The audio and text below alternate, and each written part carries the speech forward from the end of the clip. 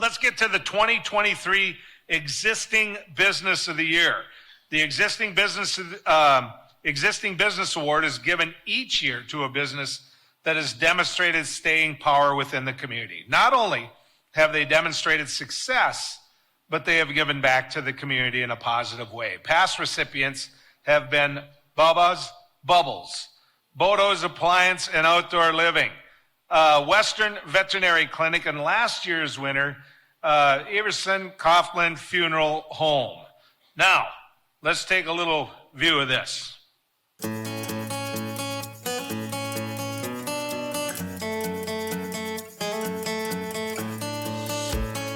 Located at their new and expansive location on 2nd Avenue West, Beverly and Dale Salem, along with their construction-savvy children, have crafted a haven for all things home decor.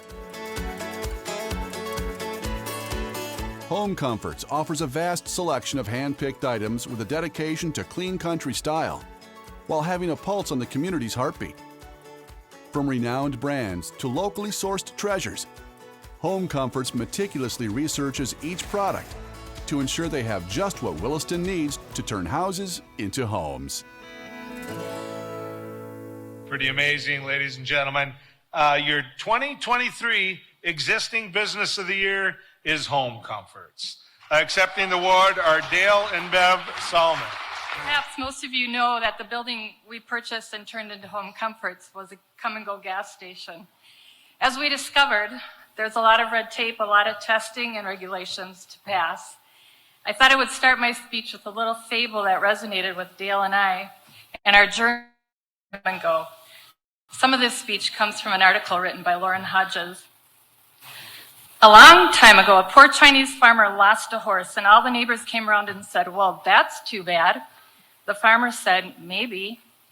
Shortly after, the horse returned, bringing another horse with him, and all the neighbors came around and said, "Well, that's good fortune." To which the farmer replied, "Maybe." The next day, the farmer's son was trying to tame the new horse and fell, breaking his leg. And all their neighbors came around and said, "Well, that's too bad." And the farmer replied, "Maybe." Shortly after, the emperor declared war on a neighboring nation and ordered all able-bodied men to come fight. Many died or were badly maimed, but the farmer's son was unable to fight and spared due to his injury. And all the neighbors came around and said, "Well, that's good fortune." To which the farmer replied, "Maybe." And so the story goes. In China, when something bad happens, people will say, "Remember the old man who lost his horse?" to remind themselves and others that sometimes bad things happen which carry a silver lining. And that it's often in the way you look at things which determines their power over your spirit. It is a caution to all not to get too attached to what happens to us, good or bad. It's a very Taoist or very Tao-like tale, themes of up and down, balance, peace. And this is our Tao tale of the ups and downs of purchasing the come and go. When first Dale called Dino Vass to inquire about the buying of the come and go, Dino informed him that it was already under contract. "Well, that's too bad," Dale said, to which I thought, maybe. While on vacation in South Carolina, Dino called to tell Dale that the previous contract had fallen through, to which Dale said, "Well, that's good news," to which I thought, maybe. When we got our banker to help us in the purchase, Dale said, "Well, that's good luck," to which I thought, maybe. When our banker stalled and put us off, long past the deadline for our earnest money, and then dropped us because of the risk, we both said, "Well, that's bad luck," and we were both too upset to even think, maybe. When Dino Vass, who I say was our realtor, because he did everything he could for us and more, but who was really Come and Go's realtor, had a different banker for us to try, we both said, "Well, that's good luck," and neither one of us wanted to think, maybe.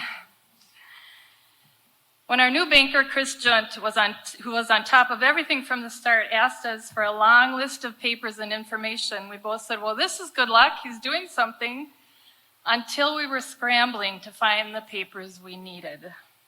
And the moment came when we could not find our certificate of organization.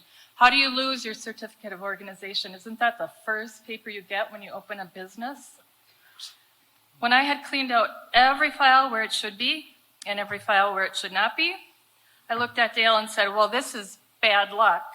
And then I added, maybe we're not smart enough to be in business. That night I knew that if we were going to find the certificate, it was going to be by intuition and not by looking anymore. So I gave it up and decided to give my subconscious a chance to find it. The next morning, as I stood in the store behind our point of sale counter, I suddenly got a feeling that I should look behind me. Sure enough, there it was, framed on the wall. In plain sight for all to see. Now that was good luck. And so it went. The ups and downs, the 11 months of the ins and outs of buying a property that was once a gas station.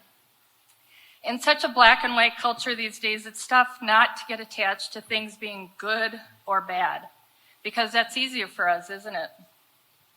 It is easier for our psyche to accept good and bad rather than, well, maybe. But there's such peace in maybe if you think about it. There's a peace in not attaching to an outcome. This is, of course, easier to do when you're on the fortunate side of fortune. And may I say, Dale and I both feel that we are on the fortunate side of fortune. We have been blessed with great support by the community and our customers. We could never have made this purchase without all the great help we got from the Small Business Development Center. Our respect and admiration for Keith and his staff and all the information they dispense is immense. The team we managed to assemble was top. From Jen, our attorney, who jumped in from the very beginning and hung with us through a long year of uncertainty, to Chris Junt, who knew exactly what he needed to do, to Dino, who was stalwart in his support and knowledge. And I cannot end this speech without it highlighting our fantastic employees, Jean, our designer, and Sheila and Paula, our sales team. We also want to thank the City of Williston and the SBDC for offering such a generous program as the Star Fund. It has made doing business in Williston a bonus for us and many like us. Thank you all, and may fortune favor you through the ups and downs of your life. And when it doesn't, may you be able to look at your situation and say to yourself, well, maybe.